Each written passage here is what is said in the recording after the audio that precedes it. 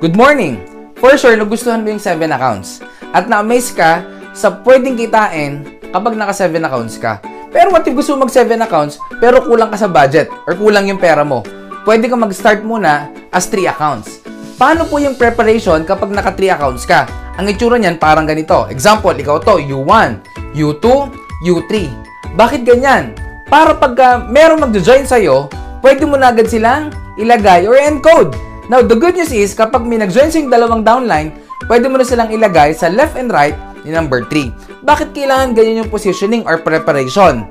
Kasi pag naka-single account ka lang at pag may nag-join sa'yo, ibig sabihin, hindi mo na kayang i-perfect yung 7 accounts. Kaya ang pinakamagandang tip ko sa'yo, you can start muna as 3 accounts. Now, the good news, dahil may downline na si number 3, kailangan mo na magbukas ulit ng panibagong account. That is called your 4th account. Guys, take note, yung kinikita mo para mabuo mo yung 7 accounts mo, kailangan i-save mo muna.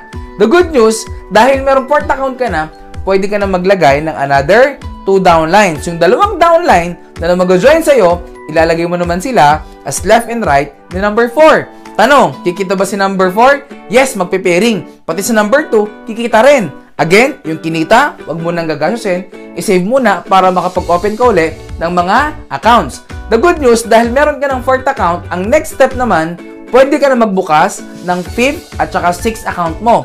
Bibili ka ulit ng another 2 accounts. Dahil meron ka ng 5th at 6th account, pwede ka na ulit mag-invite ng 2 tao. Now, yung dalawa mag-join sa'yo, ilalagay mo naman sila as left and right ni number 6. Now, the good news is, tanong, si number 6 kikita? Yes, kikita. Si number 1 kikita? Kikita rin. Again, yung kinita, i-save muna para makabili ka ng pang 7th account mo. Guys, the good news, dahil makakapag-open ka ng 7th account mo, pwede ka na uli maglagay ng 2 downline dahil may 7th account ka na.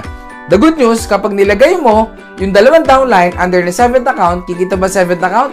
Yes! Pati si 5th account, kikita din. Pati si 1st account, kikita rin. Guys, ganyan ka powerful kapag naka 7 accounts ka. Babayaran ka ng company ng multiple times. Okay? So guys, I hope na nakita mo yung big picture ng ating 7 accounts. Na pwede ka palang mag 3 accounts muna kung wala ka pang budget in preparation sa 7 accounts position mo. So guys, God bless, more power.